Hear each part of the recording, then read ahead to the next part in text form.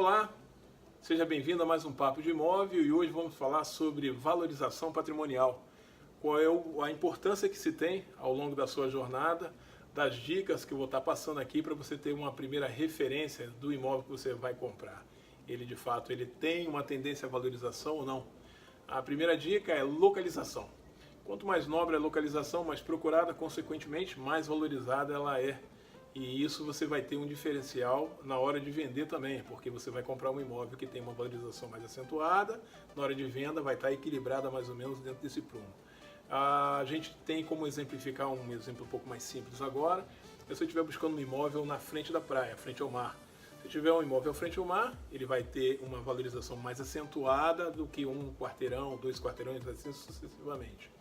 Agora, não só de região nobre, não só exemplificando a questão de uma região praiana, por exemplo. Se eu tenho uma região um pouco mais periférica, um local um pouco mais periférico, um bairro mais periférico, dentro desse bairro eu também tenho uma tendência a ter uma zona um pouco mais valorizada. E assim em qualquer região, eu sempre vou ter uma situação de uma zona um pouco mais valorizada, em cima dessa percepção, quanto mais valorizada essa zona, mais valorizada vai ser o imóvel que você está comprando nesse momento.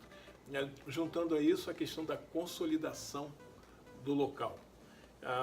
Eu tenho nesse local, isso vai fazer muita diferença no meu dia a dia e nem todo mundo tem essa percepção, esse senso de observação.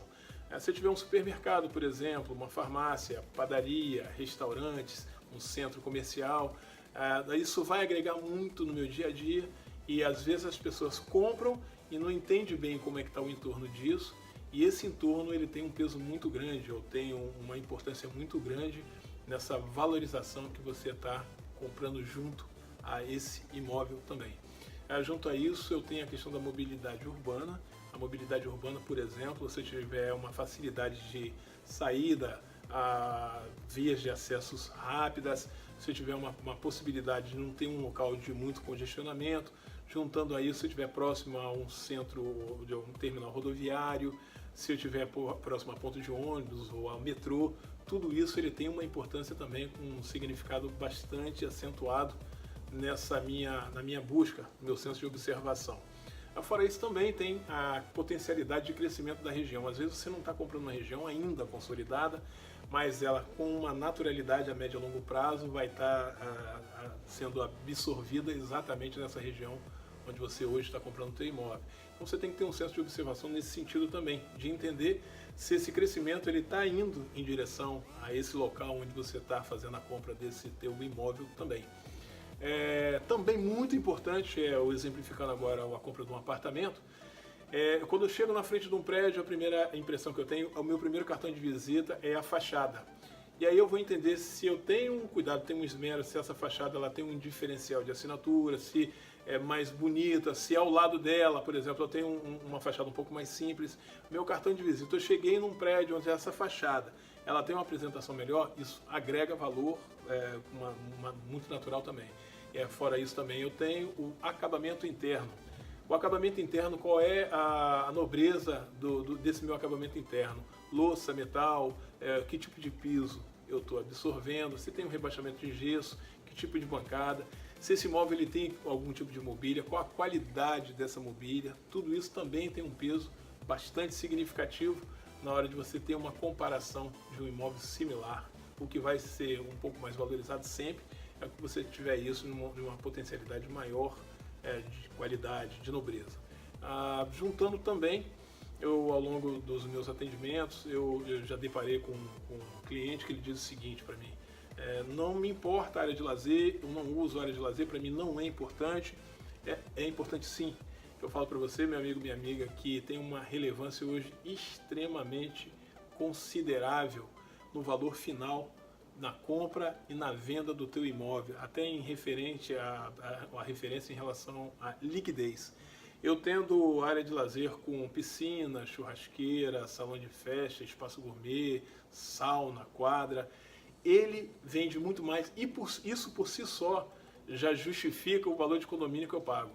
Agora, na hora de eu vender, se eu tiver que vender para absorver um outro patrimônio, ou outro imóvel, alguma coisa nesse sentido, é nesse momento. Se eu tiver uma área de lazer com itens, com bastante itens, e outro empreendimento na mesma configuração e outro empreendimento onde não tem área de lazer, a possibilidade de venda desse, que hoje representa um clube fechado que você tem, é muito maior do que um que não tem. Então, às vezes, não é questão de gosto pessoal, é entender que junto à aquisição do teu apartamento, por exemplo, desse teu bem, você está absorvendo itens de valorização e de celeridade na hora da tua venda. Então, às vezes, o gosto pessoal ele fica um pouquinho mais observando, porque às vezes você pode não gostar, mas isso vai fazer uma diferença absurda na hora de você entender o que significa a nível de valorização a médio e longo prazo.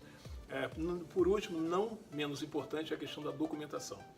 A documentação, um imóvel documentado, você está juridicamente com todo o respaldo. Se você tem um imóvel escriturado registrado no seu nome, juridicamente você tem todo o respaldo desse imóvel ser seu.